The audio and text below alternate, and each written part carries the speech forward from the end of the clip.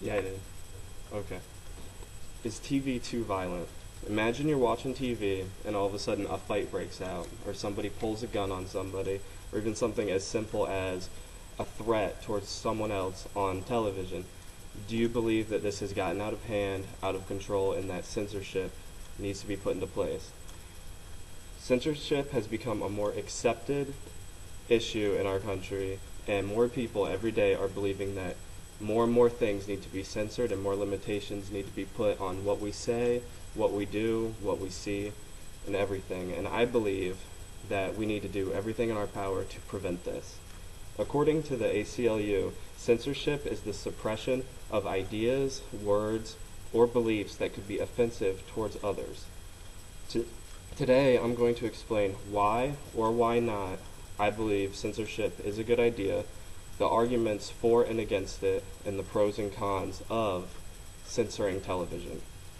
So first, I'm going to start with the reasons why people believe that censorship is a good idea, or why I believe it's not. Next slide. Okay. Violence is becoming a larger concern in our world, and people have started attacking things as simple as TV as a catalyst to censoring much larger things in the world. A lot of people believe censorship is a good idea. Karina Wilson says that limitations need to be put on television because it's corrupting the minds of people in this country, and violence on television is extremely dangerous for our youth. The youth in our country have become so dependent on television as a major pastime that people are starting to believe that the simplest little thing as a threat on television is going to corrupt the youth and make them more violent people. Even a lot of famous people that you see participating in violence on television are trying to advocate censorship on television. Violence provokes horrible actions. A lot of people believe that violence on television does this as well. I do not believe this. I believe that people need to learn to celebrate fantasy from reality compared to telling people what they can and cannot watch. According to Lewis Cole, in an essay he wrote, people have committed crimes based on movies and television shows they've seen, such as the movie The Program and a skit from the television show Beavis and Butthead. I myself do not agree. I detest censorship. I believe that our First Amendment is sacred and we need to do everything in our power to keep it.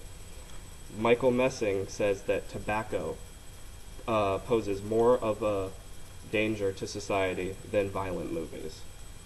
But of course, there's an ongoing debate on this issue, and it's much deeper than the points I've already proposed. Next slide. Okay. Violence committed crimes are starting to stem from more and more faucets. Parenting, television apparently, movies, even the news.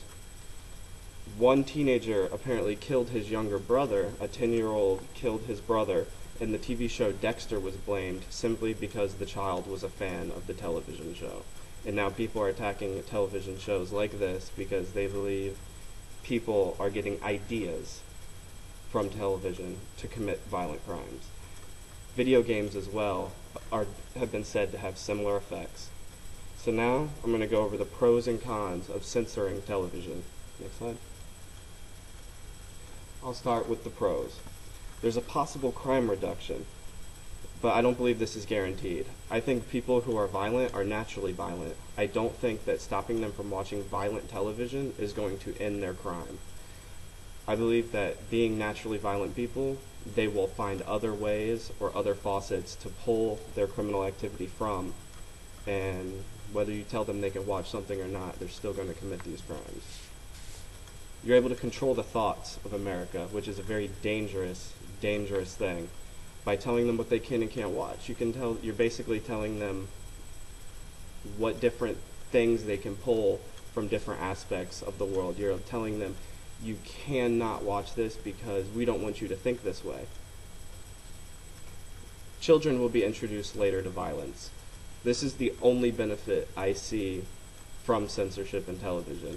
But humans are naturally violent, so Wouldn't they still be able to derive some sort of violence from their parents, words their parents say, anything of the sort? Now, let's look at the cons. Next slide, please. In my opinion, the cons outweigh the pros tremendously. Parenting. I do not believe parenting is the responsibility of the government or anyone related. I believe that it's up to the parent to tell their child what they can watch. Up to the parent's discretion to decide whether something is too violent for their child, not the government. It is the parent's responsibility.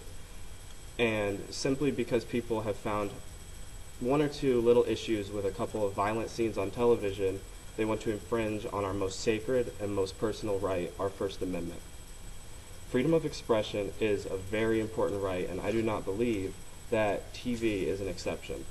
I found an article on the anonymous website called Article 19 where someone claims censorship is unjustifiable. There's no exceptions and no reason to censor anything, even television. And as I said earlier, fantasy from reality. People need to learn to make this distinction. I pulled this quote from someone who wrote an article on the Cato Institute website named Adam Thierer. I think that reality television actually poses more of a threat than violent television. People are obsessed with shows like Jersey Shore, where people are constantly doing illicit activities that are much more detrimental for the youth to see than a little fight or a violent scene that's completely made up. Censorship is not the answer. So in conclusion, censorship is something to be expected. People are going to try every day to censor more and more of what you see. TV is a huge example. People want restrictions for the sake of the children and the social improvement of society. But I do not believe that this is the answer. We need to strive for our freedom of expression and hold people accountable for their actions, not television. Remember the last time you enjoyed a violent scene on television simply because it was fun to watch? It was something interesting? Well, next time someone poses the idea of censorship, think it's a good idea, remember what you're giving up. Thank you. Okay. Need 3 questions? Yes. When you were referring to the show Dexter, Yes. did a boy on the show try to kill his little brother or something like that? No. So, No. There was, in one season, a younger person killed somebody, but it wasn't his little brother or anything related. There was never a boy that killed his little brother on that show. So I believe it was just a ploy to blame television for a crime that some kid who was obviously a little not right had already decided to commit. 2 more questions? do you believe that the video games specifically in the days are more violent than TV? There are video games that are much more violent than the things we see on TV, but video games are also rated, as are things on television and movies. You know, if a video game is overly violent or has inappropriate things on it, it's rated mature, saying, you know, if your child is under 17, they should not play that. So ultimately, it's, you know, up to the parent. One more? Do you think, let's say, movie producers and video game owners should be held to a higher degree because they put out violent material? I don't know. I don't really, like I said, it kind of falls back on what I said, you know. It's an industry, it's a business. They found something that people enjoy. Humans are violent, so they're going to want to play violent video games. They're going to watch violent television. It's not nature. And I believe that just because someone puts out violent television, I think ultimately it's either up to the person who chooses to play or, you know, like I said, the parent of the children. Thank you.